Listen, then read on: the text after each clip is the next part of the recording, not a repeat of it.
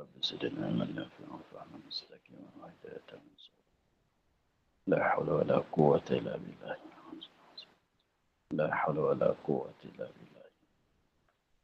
اللهم ألهمنا مما نعرف وألهم الملائكة المقربين وخرجنا من الظلمات وافتح لنا أبواب رحمتك وعلمنا أسرار رحمتك يا رب العالمين. رب اشرح لنا صدرنا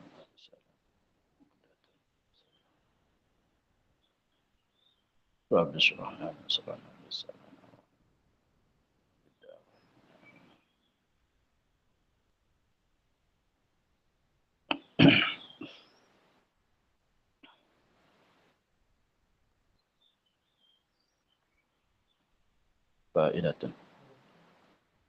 Faidatun disebut pada sabilal muhtadi bagi Allamah Syekh Muhammad Arsyad. Bermula yang dikosat dengan wuduk tak kala menghendaki makan dan minum atau tidur, iaitu meringankan hadas jua. Maka batal wuduk itu dengan hadas dan dikosat dengan wuduk tak kala menghendaki akan jima, iaitu menambahi nasyat bagi kembali kepada jima. Maka tiada membatalkan dia dengan hadas.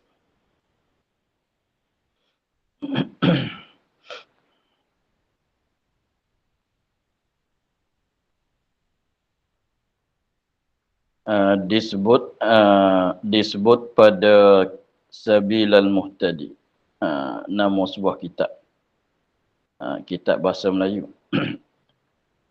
Kitab yang kita kenal, kitab Sabila tu ialah disebut pada Sabilal Muhtadi bagi Allamah Syekh Muhammad Arsyad, orang Indon. Bermula yang dikosat, yang dimaksud, yang dikosat, yang jadi maksud, mana tujuan.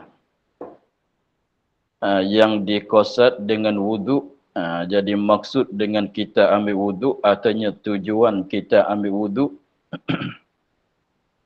Tapi ambil wuduk tu tak kala menghendaki makan dan minum atau tidur. Itulah masalah katanya apabila seorang itu berjunub. Apabila seorang itu berjunub, maka dia nak makan, belum pada mandi junub tu dia nak makan, dia nak minum atau dia nak tidur, maka disunatkan bagi orang berjunub itu mengambil wuduk. Maka memanglah wuduk itu, kalau kita mengambil wuduk itu memang bukan kerana nak solat, sebab nak solat tak boleh, sebab nak solat mesti kena mandi. Nak baca Quran pun tak boleh, mesti kena mandi. Tapi disuruh ambil wuduk sebagai suruh sunatnya, kerana nak makan, kerana nak minum dan tidur. Maka apakah tujuannya? Padahalnya kalau kita kiranya nak sembahyang dengan ambil wuduk semata-mata tu tak boleh lagi. Nak baca Quran tak boleh lagi sebab belum mandi.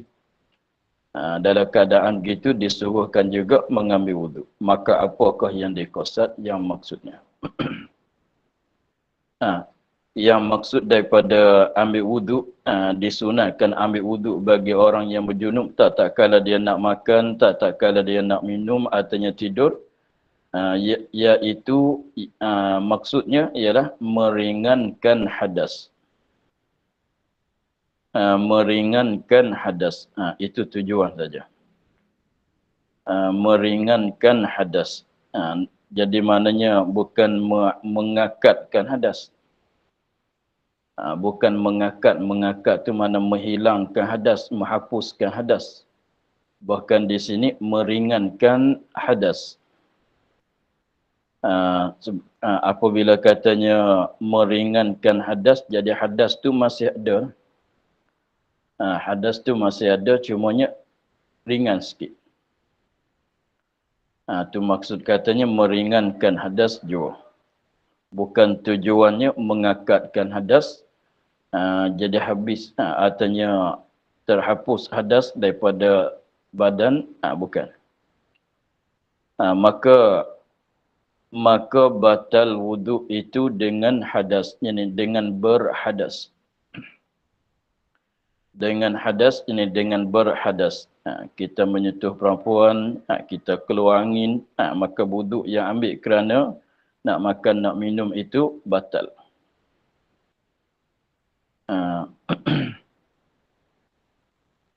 Jadi maknanya kalau kita nak makan dalam keadaan berjunub, selepas pada berjunub, belum pada nak mandi itu, kalau nak makan tu, maka kita ambil wuduk. Wuduk yang kita ambil itu bukan boleh nak solat dengan dia. Bahkan wuduk tu untuk nak meringankan hadas saja, supaya kita makan tu tidak di dalam berhadas penuh-penuh. Supaya kita makan tu bukan di dalam berhadas penuh-penuh. Bukan kita, supaya kita minum, bukan minum dalam keadaan berhadas penuh-penuh. Kalau tidur pun bukan kita tidur dalam keadaan hadas penuh-penuh, tu tidak. Bahkan apabila kita ambil wuduk tu, jadi walaupun ada hadas kat kita, walaupun ada sekalipun, tapi dah nipis, dah ringan. Begitu tujuannya.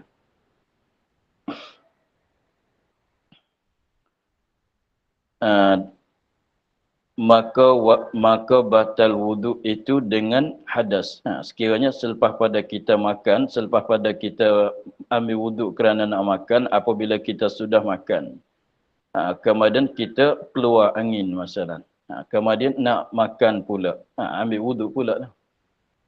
Sebab artinya selepas pada makan tu, belum pada mandi lagi, kita nak tidur, maka ambil wuduk pula, sebab kerana tujuannya meringankan hadas. Dan dikosakkan dengan wuduk tak kala menghendaki akan jima'.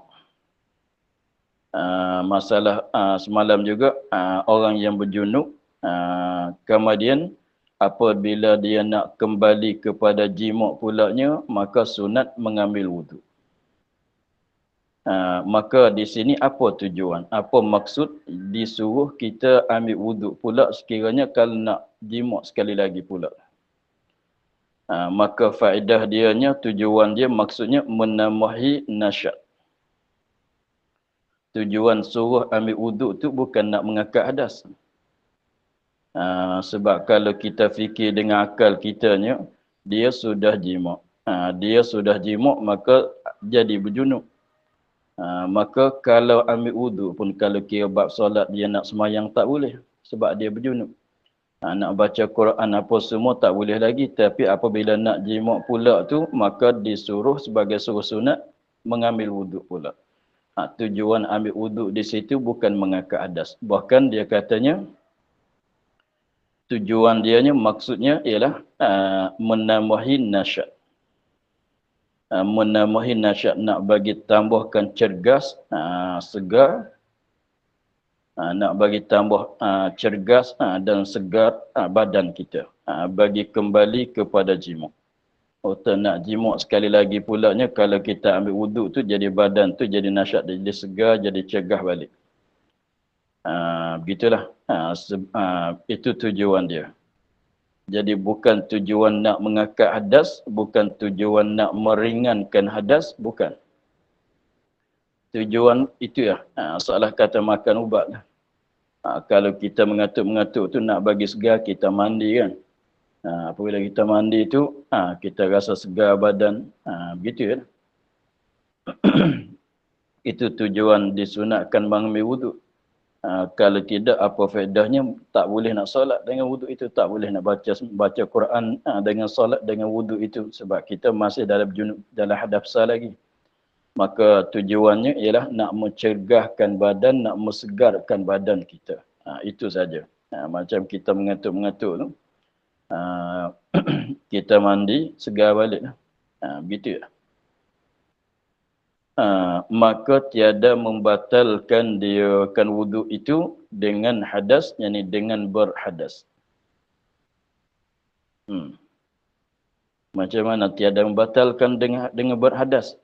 Sebabnya kita mengambil wuduk kerana nak kembali kepada jimuk, tujuan dia apa dia? Bukan mengangkat hadas. Walaupun hadas kecil sekalipun bukan nak mengangkat hadas, bukan nak meringankan hadas. Bukan kerana nak mensegarkan badan saja. Untuk nak mencergas, nak mensegarkan badan saja. Kalau begitu jadi salah katanya wuduk itu bukan mengangkat hadas. Wuduk itu bukan kerana meringankan hadas. Jadi maknanya hadas masih ada kat badan.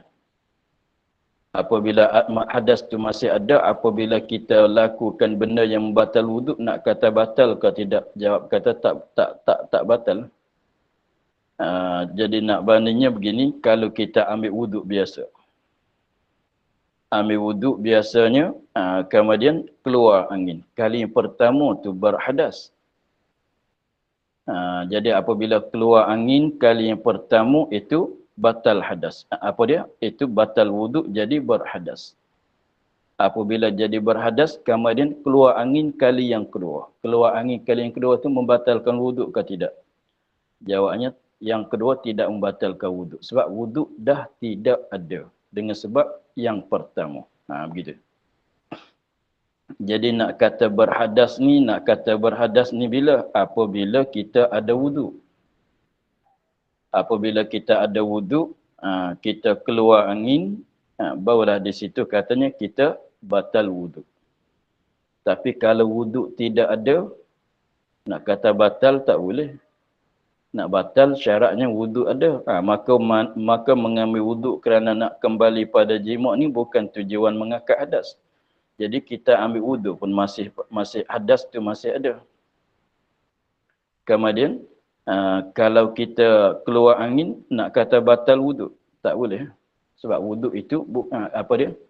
Wuduk kerana nak mencergas badan saja, bukan wuduk yang boleh sembahyang tu tidak. Bukan wuduk mengangkat hadas. Begitu. Maka tiada membatalkan dia kan wuduk itu dengan hadas, yakni dengan berhadas, dengan berlaku perkara yang membatalkan wuduk.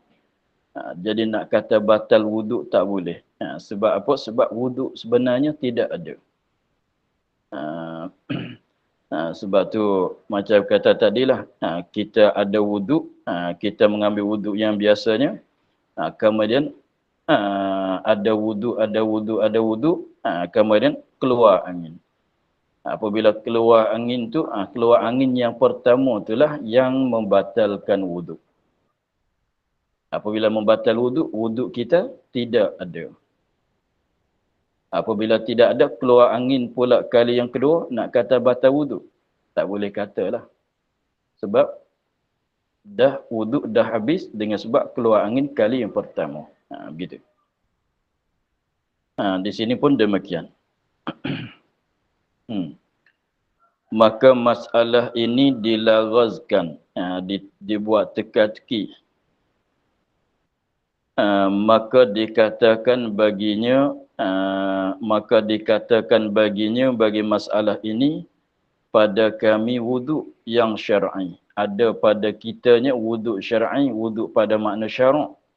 Kita memanglah belum pada nak kembali pada jimuk tu kita ambil wuduk, basuh muka, niat macam wuduk biasa, basuh tangan, sapu kepala, basuh kaki.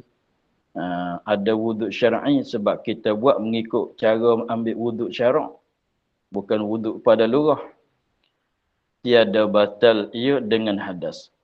Macam mana? Ada wuduk tapi berhadas tidak batal. Inilah wuduk, masalah wuduk orang yang berjunub, orang yang sudah jimuk kemudian nak kembali pada jimuk tu disunat ambil wuduk balik. Maka wuduk itu bukan wuduk mengangkat hadas. Bukan wuduk meringankan hadas. Jadi maknanya rupa sajalah ambil wuduk tapi hadas tidak terhilang. Begitu. Sebab tu kalau mengerjakan, lakukan perkara yang batal wuduk, wuduk itu tidak batal. Kenapa tak batal? Sebenarnya tidak ada wuduk. Begitulah. Dia katanya tiada batal dengan hadas. Maka wuduk itu seperti hukum wuduk mujaddad. Maka hukum wuduk itu ialah wuduk yang mujaddad, wuduk tajdid. Jadi bukan kita ambil wuduk kerana nak mengakakkan hadas. Wuduk tajdid tu nak solat mengambil wuduk. Nak solat mengambil wuduk yang kita belajar dulu, masalah wuduk tajdid. Wuduk tajdid bukan tujuannya mengakak hadas. Sebab kita tidak batal, wuduk kita tak batal lagi. Cumanya nak solat kali yang kedua, wuduk kita tidak batal, ambil wuduk pula. Jadi wuduk yang kita ambil tajdid tu mengakakkan hadas ke tidak? Tidak mengakakkan hadas. Sebab hadas tidak ada. Pada hukumnya seolah begitulah. Maka wuduk itu seperti hukum wuduk mujaddad. Yang wuduk tajdid. Sebab wuduk tajdid, dia mana kita membaharukan wuduk. Maka kita ambil wuduk bukan kerana berhadas. Jadi wuduk kita yang tajdid itu bukan wuduk yang mengakakkan hadas. Kenapa kata wuduk tajdid tidak mengakakkan hadas? Sebab hadas tidak ada. Sebab hadas tidak ada. Begitulah. Maka tiada daripada niat yang kebilangan. Jadi maknanya wuduk yang kita ambil kerana nak kembali kepada jima' pula tu tak dapat tidak kena niat seperti niat yang wuduk yang biasa. Kena niat dengan niat yang kebilangan. Kebilangan tu mana niat yang sah dengan dia. Walaupun tidak mengakak hadas sekalipun, tapi caranya saja aku mengakak hadas, saja aku mengambil fardu wuduk. Kata begitulah. Tapi wuduk itu tidak mengakakkan hadas. Hanya untuk nak mencerdaskan badan kepada jima' sekali lagi pula. Itu ya saja. Demikianlah yang tersebut di dalam Tuhfah. Demikianlah seperti yang kata, demikianlah seperti yang tersebut tadi, yang tersebut di dalam Tuhfah. Dalam kitab Tuhfah pun ada sebut masalah ini dalam bab. Tapi bukan dalam bab wuduk, bukan dalam bab mandi. Dalam bab mandi, dalam kitab Tuhfah ada sebut masalah ini. Dan Hasyiah Sayyid Umar. Intaha kalamnya kalam Syekh Syekh Muhammad Arsyad. Itu. Habis. Dan demikian lagi sunat wuduk, jenis sunat mengambil wuduk, tak kalau orang yang berhadas hendak tidur.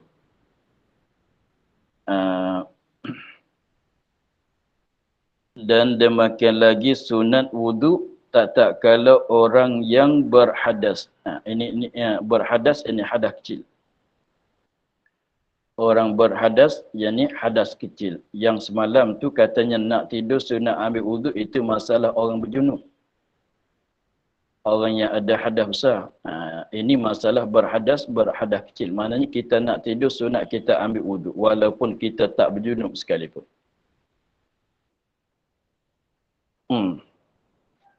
Masalah semalam tu katanya sunat ambil wuduk, nak makan, nak tidur, itu masalah orang berjunub. Itu masalah lain.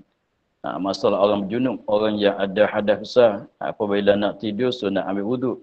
Maka di sini dia katanya sunat wuduk, sunat mengambil wuduk tak kala orang yang berhadas.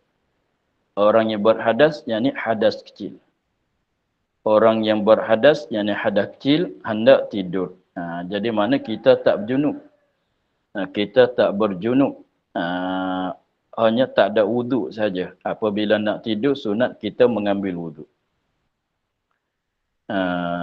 Memanglah kalau orang tanya kenapa disuruh mengambil wuduk, kita nak tidur, nanti tidur batal wuduk.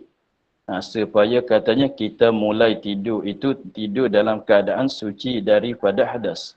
Walaupun selepas tu apabila kita lelat tadi tu maka batal wuduk sekalipun. Jadi permulaan kita tidur tu dalam keadaan suci daripada hadas.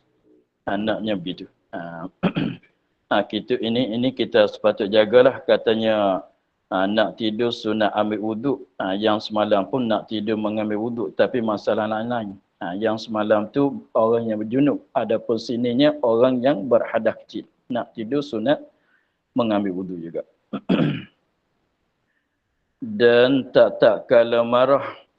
Ni setengah daripada masa yang disunat kita mengambil wudu.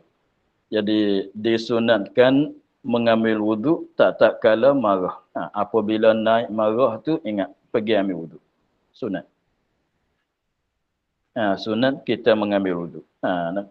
Kerana bersabda Nabi SAW, Innal ghadaba minasyaitani wa inna syaitana khuliqa minan nari. Wa inna syaitana khuliqa minan nari. Wa inna tudfa'un naru bil ma'i. Fa idza ghadaba ahadukum falyatawadda. Wa innama tudfa'un naru bil ma'i. Fa idza ghadaba ahadukum falyatawadda. Terjemahnya bahwasanya marah itu daripada syaitan. Perasaan marah itu daripada hasutan syaitan. Dan bahawa syaitan dijadi daripada api. Syaitan daripada api sebab syaitan tu satu iblis itulah. Syaitan daripada api dijadikan daripada api, kita manusia jadi daripada tanah. Syaitan jadi daripada api. Dan sungguhnya memadamkan api itu dengan air. Kita boleh memadamkan api itu dengan air. Maka apabila marah seorang kamu, maka ambil air sembahyang. Sebab ambil sembahyang kita guna air. Jadi memadamkan api marah tu dah. Itu dalilnya. Dan kemudian daripada mengupat. Dan kemudian daripada mengupat. Memang mengupat tu ialah suatu perkara yang berdosa besar. Maka selepas pada mengupat tu, maka sunat kita ambil wudu. Walaupun tak nak sembahyang lagi sekalipun, kalau ada mengupat. Ini bukan nak menunjuk kata mengupat tu perkara harus. Memanglah mengupat tu haram, serta lagi pulanya dosa besar. Tetapi kalau seorang itu ada berlaku mengupat, memanglah haramlah mengupat. Tapi kalau ada mengupat, kemudian pada ada mengupat tu selepas pada tu barangkali dia menyesal, maka sunat bagi dia tu mengambil wudu.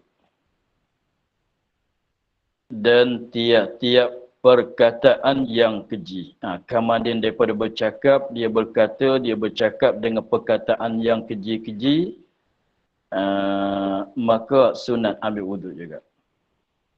Dan maksud daripadanya, jadi tujuan surah ambil wudu selepas pada ada berlaku mengupat, ada berlaku bercakap dengan perkataan yang keji-keji, maka apa tujuan dia, maksud dianya, dan maksud daripadanya daripada mengambil wudu, kemudian daripada mengupat dan tiap-tiap perkataan yang keji, mengkifaratkan dosanya. Tujuan kita ambil wudu tu nak mengkifaratkan dosanya, dosa seorang. Atau dosa mengupat, atau dosa perkataan yang keji tadi.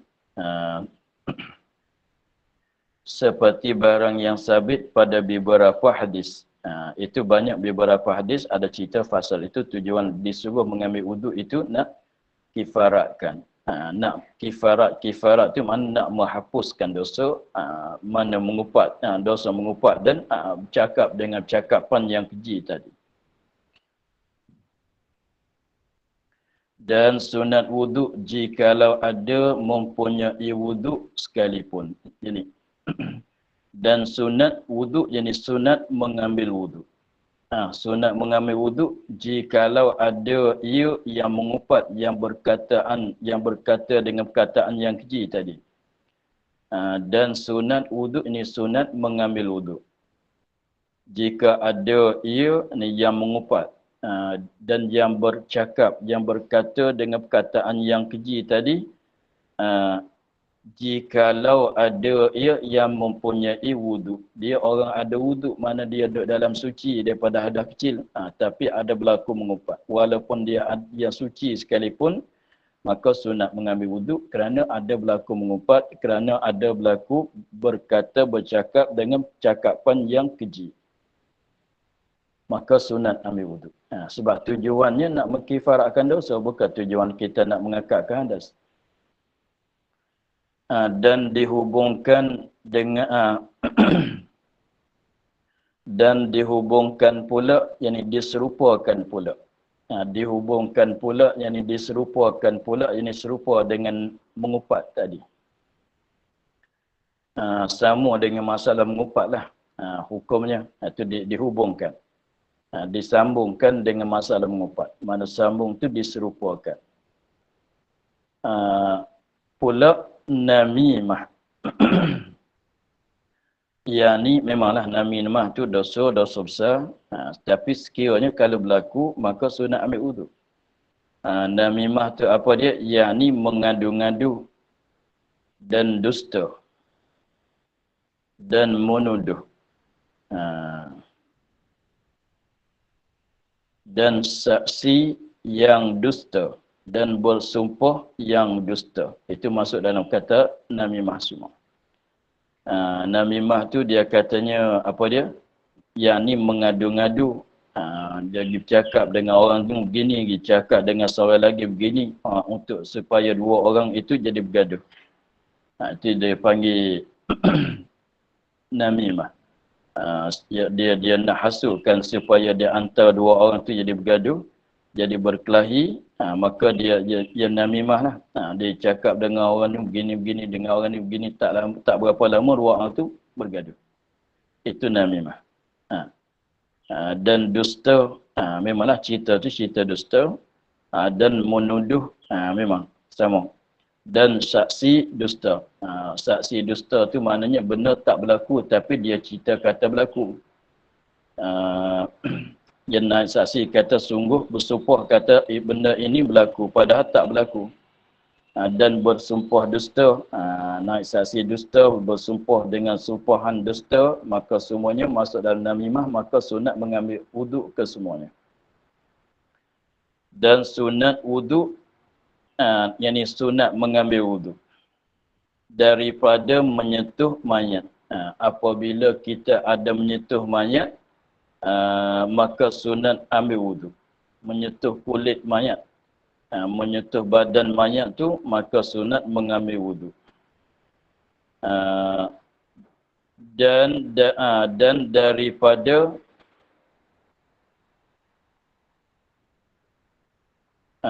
daripada menanggungkan dia kan mayat. Menanggungkan mayat nak pergi ke masjid untuk nak solat, maka sunat kita mengambil wuduk. Jadi maknanya sunat kita mengambil wuduk dengan kerana kita menyentuhkan mayat. Dan daripada menanggungkan dia kan mayat. Jadi masalah menyentuhkan mayat ni kita kena ingat. Jadi kalau kita orang hidup yang ada wuduk menyentuhkan mayat perempuan yang bukan ajnabi, maka itu membatalkan wuduk kita. Dia menyentuhkan mayat perempuan, tapi perempuan tu sah nikah dengan kita. Kalau kita menyentuh tu batal wuduk kita. Batal wuduk kita. Tapi kalau kita menyentuh mayat lelaki, tak batal wuduk. Tak batal wuduk itulah sunat ambil wuduk.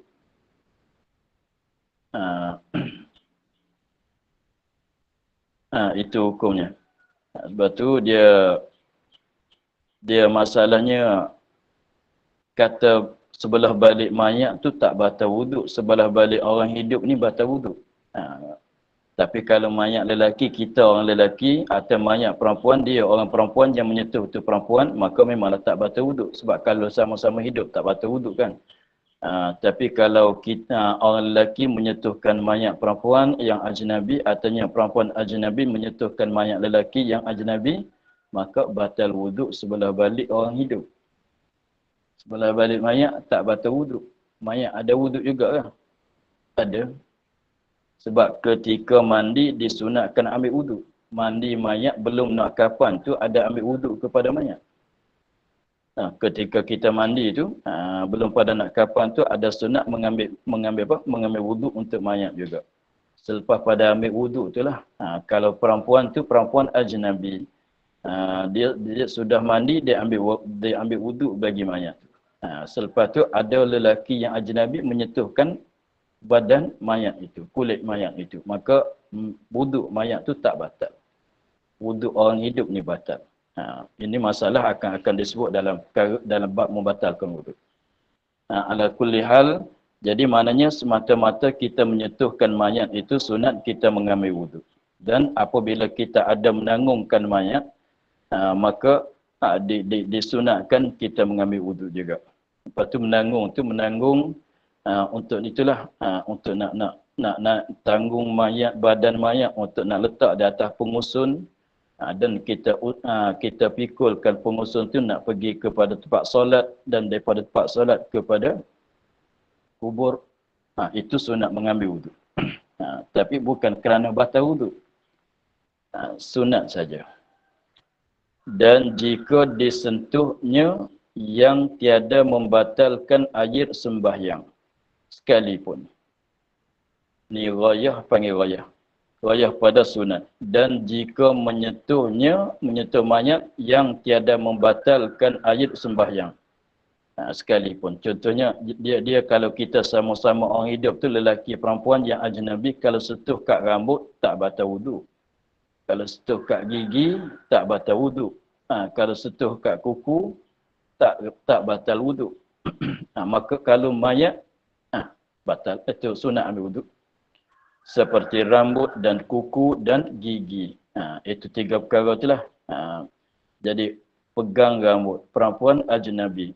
Maksudnya macam katanya kalau suami pegang rambut semata-mata rambut isteri, tak batal wuduk. Isteri pegang rambut suami, tak batal wuduk. Atau pegang pada kuku, sentuh di kuku saja, kulit tak mengena, tidak batal wuduk. Pegang pada gigi, jangan bersentuh dengan bibir mulut lah. Jangan bersentuh dengan gusi lah. Pegang kat gigi semata-mata tu tidak batal wuduk. Kalau kita nak kira mudahnya, apanya? Kalau kita potong tak sakit. Yang kita potong tak terasa sakit, sentuh di situ tak batal wuduk. Memanglah potong kuku tak sakit, potong rambut tak sakit kan? Maka sentuh di situ tidak batal wuduk kalau kita orang hidup. Tetapi kalau menyentuh mayat, walaupun menyentuhkan mayat pada gigi dia, pada kuku dia saja, pada rambut dia saja sekalipun, sunat ambil wuduk. Gitu. Sebab menyentuhkan mayat ini, kalau mayat lelaki sekalipun, kalau mayat lelaki bukan perkara yang membatalkan wuduk. Bukan sebab tu menyentuh mayat, kalau mayat lelaki itu atau mayat kena atas, yang kena atas ibu bapa kita, mak kita masalah, bapa kita masalah, maka tidak membatalkan wuduk. Tapi sunat tu, sebab tu sunat, bukan kata menyentuh mayat membatalkan wuduk, sebab tu jadi sunat mengambil wuduk. Begitu. Ini kata sunat ni kalau kita tak nak salat. Jadi maknanya sunat mengambil wuduk kerana menyentuh mayat, kerana menanggung mayat ni, walaupun kita dah ada wuduk. Kita ada wuduk. Lepas tu kemudian kita menyentuh badan mayat lelaki, tak batal wuduk kita kan. Tapi sunat mengambil wuduk. Walaupun kita ada wuduk sekalipun. Lagi pulanya sunat mengambil wuduk kalau kita tak nak solat lagi. Kemudian kalau kita nak solat, lagi pulanya kita tidak ada wuduk, maka wuduk itu memanglah wajib. Begitulah. Jadi tilik kepada semata-mata menyentuhkan mayat, maka sunat mengambil wuduk. Begitu.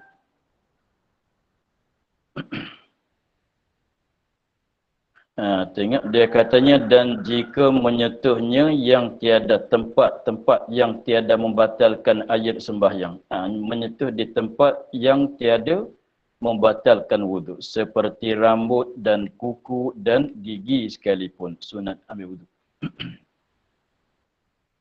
Dan dihubungkan pula bersentuh dengan umpama orang supak.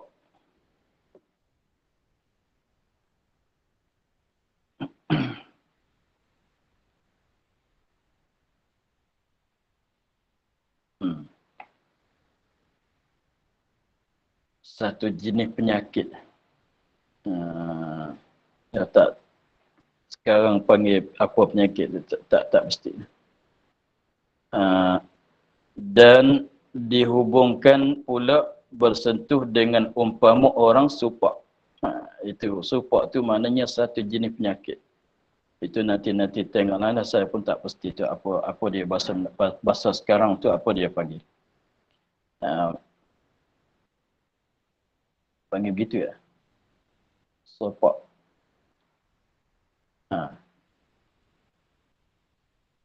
Ya baik.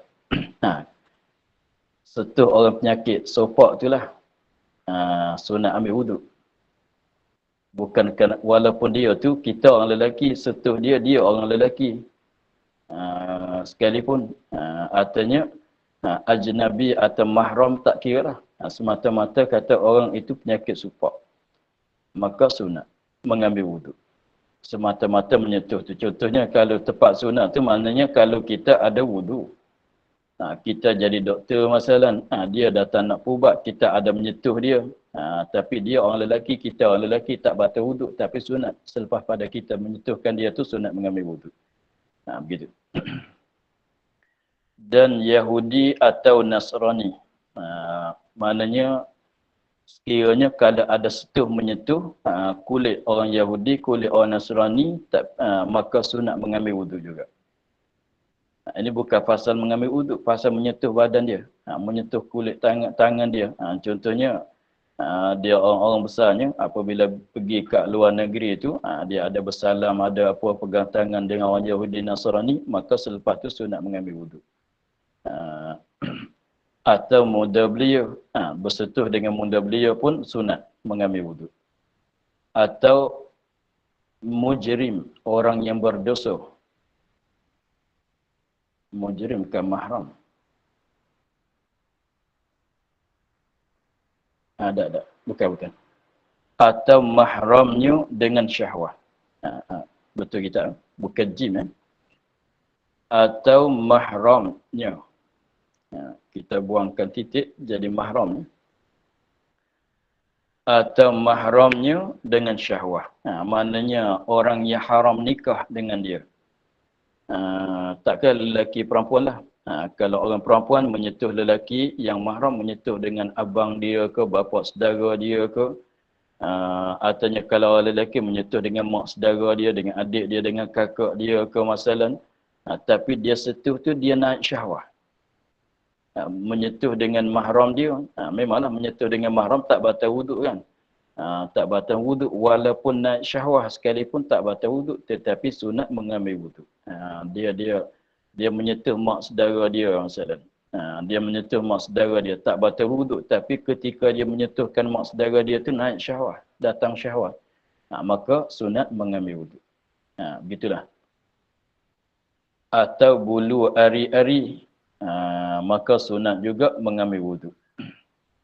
Atau bijinya, itulah orang lelaki tu menyentuh di situ memang tidak batal wuduk, tetapi sunat mengambil wuduk. Kenapa boleh kata sunat? Kerana hadis, kerana ada hadis menyentuh, maka menyentuh, kerana hadis katanya maka menyentuh mayat itu.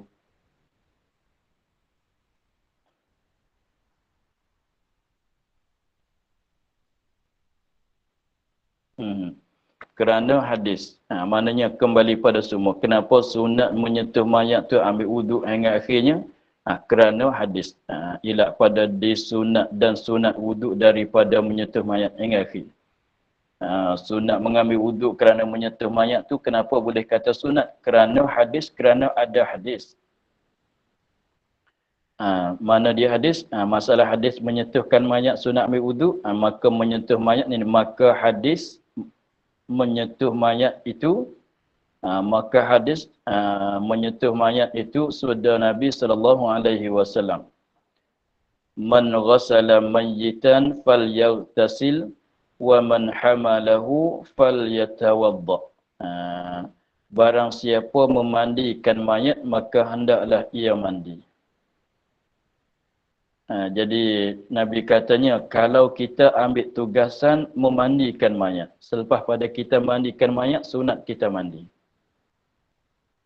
Sunat kita mandi. Mandi sunat lah. Bukan berjunub. Jadi apabila kita ambil tugasan memandikan mayat. Selesai daripada mandikan mayat, sunat kita mandikan badan kita. Itu. Itu maksudnya, barang siapa memandikan mayat. Tak kira lah lelaki ke atau perempuan orang yang memandi itu. Selepas pada dia memandikan mayat, hendaklah ia mandi. Sunat. Tapi hukumnya bukan wajib, sunat. Dan barang siapa menanggungkan dia kan mayat, maka hendaklah ia mengambil air sembahyang, mengambil wuduk. Kalau siapa ada menanggung, memanglah ada menanggung, tapi dalam keadaan menanggung, nak menanggung tu wajibnya ada menyetuh. Kalau menanggung daripada selepas pada mandi, nak kapang tu, kita akak badan mayat daripada tempat mandi kepada nak letak di atas kapang tu memang ada menyetuh. Artinya itu menanggung tidak menyetuh, maka sunat kita mengambil wuduk. Begitulah, sebab ada hadis. Dan bagi yang lainnya daripada yang tersebut. Banyak lagi sunat-sunat ambil wuduk kerana beberapa perkara yang lain lagi daripada yang tersebut tadi. Tengok dia katanya dan disebut pada i'am. I'am tu nama kitab bagi tak salahnya bagi Ibn Hajar. Dan disebut pada i'am sunat wuduk, ini sunat mengambil wuduk daripada tiap-tiap barang yang ada khilaf bahawa sebenarnya membinasa, yakni membatal. Membinasa yakni membatalkan ayat sembahyang. Jadi sunat kita mengambil wuduk. Sekiranya buat begini dalam mazhab lain batal wuduk. Dalam mazhab kita tidak batal. Maka sunat kita ambil wuduk. Walaupun dalam mazhab kita tidak membatalkan wuduk sekalipun. Jadi dalam mazhab lain tu buat begitu adalah apabila ada berlaku begitunya sunat ambil wajib ambil wuduk. Maka kita sunat. Seperti makan daging unta. Bukan anti. Bukan anta tu unta. Daging unta. Apabila seorang tu makan daging unta. Tak kira lah daging unta panggang ke atau goreng ke atau sup ke, tak kira. Janji dia ada makan daging unta. Setengah-setengah kaum tu batal wuduk.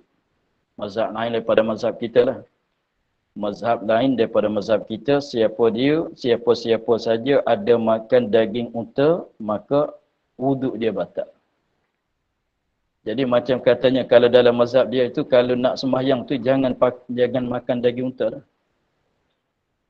Kalau nak makan pun tunggu lepas solat. Kalau makan daging unta batal wuduk. Macam kita menyentuh kulit perempuan. Tapi dalam mazhab kitanya tidak membatalkan wuduk. Dalam keadaan tidak tu sunat kita mengambil wuduk kalau ada makan daging unta. Tapi daging itu wajib kita makan daging, tapi kalau makan paru ke makan apa pun samalah. Jadi maka mudah katanya makan unta. Makan sup ke makan apa, daging ke paru ke apa dia, samalah. Maka sunat kita mengambil wuduk. Sebab tak tahulah sebab apa tu ada sakutan dengan unta setengah daripada kalau sembahyang dekat dengan kandang unta pun dilarangkan juga. Dan menyentuh farad binatang. Maka sunat mengambil wuduk juga. Sebab mazhab kita tak batal tapi ada mazhab lain tu batal. Menyentuh farad binatang tu dalam mazhab kita tidak batal.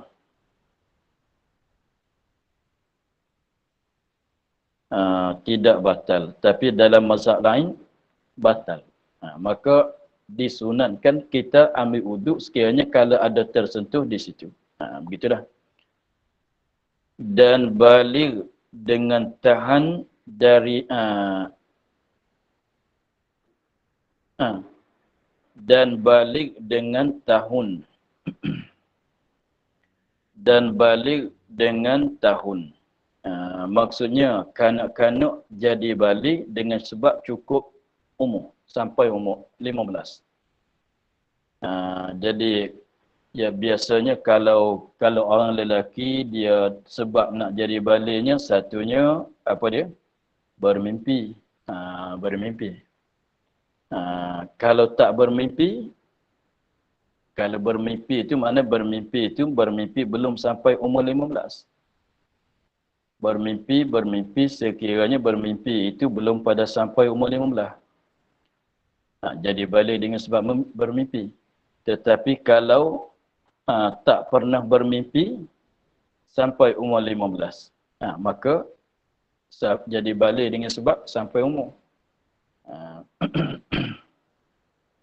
Maka sekiranya kalau seorang kanak-kanak itu dia jadi balik dengan sebab cukup umur, bukan dengan sebab bermimpi, maka apabila jadi balik itu sunat dia ambil wuduk. Apabila dia jadi balik, sebabnya kita mengikut tarikh, tapi kena ingat 15 tahun tu mengikut bulan Islam. Mengikut bulan Islam, sebab tu patutnya kita tanda jugalah tarikh lahir, masa lahir, jam tu. Ketika lahir tu patutnya itu juga. Sebab kalau lahir pukul 8 pagi, maka dia jadi balik dengan cukup tahun tu pada pukul 8 pagi. Dia tak kira dengan tahun-tahun gitu. Sebab kira kata 15 tahun tu maknanya mula lahir keluar daripada perut ibunya, keluar daripada rahim ibu tu pukul berapa? Contohnya pukul 8:05 pagi. Maka sekiranya kalau dia besar sampai 15 tahun. Dia sampai 15 tahun tu, apabila cukup 15 tahun di pukul 8 pagi, pukul 8:05 pagi tu, di situ. Maka ketika itulah sunat dia mengambil wuduk. Yang balik dengan tahun tadi tu sunat untuk dianya, sunat bagi dia mengambil wuduk. Tapi kalau balik dengan sebab mimpi, bukan sunat lah, dia wajib mandi. Kalau balik dengan sebab mimpi, dia wajib mandi. Begitu. Sebab berjunub. Dan muntah. Selepas pada muntah, sunat ambil wuduk juga. Dan keluar sewaktu daripada tempat yang tiada membatal wuduk. Ini setengah daripada sunat wuduk juga. Keluar suatu benda daripada tempat yang tiada batal wuduk. Jadi kat badan kita ni kita maklumlah keluar daripada mana yang membatalkan wuduk. Tetapi kalau keluar suatu benda daripada tempat yang tiada batal wuduk daripada badan kita, suatu benda daripada telinga tak batal wuduk kan. Keluar suatu benda daripada hidung, maka itu tidak batal wuduk. Maka sekiranya kalau kitanya, kalau seorang itunya ada keluar nanah daripada telinga dia. Ada keluar nanah daripada telinga dia, maka sunat dia ambil wuduk. Sebab keluar benda daripada apa dia? Daripada telinga, keluar daripada hidung, maka tidak membatalkan wuduk kan. Maka tapi dalam keadaan tu maka sunat apa dia? Sunat mengambil wuduk juga. Banyak. Dan kerana membaca Quran atau hadas. Kita akhir di situ. InsyaAllah kita sambung lagi pada katanya dan kerana membaca Quran. Wallahu a'lam. Alhamdulillah rabbil alamin. Bismillahirrahmanirrahim. Bismillahirrahmanirrahim. Alhamdulillah rabbil alamin. Wassalatu wassalamu ala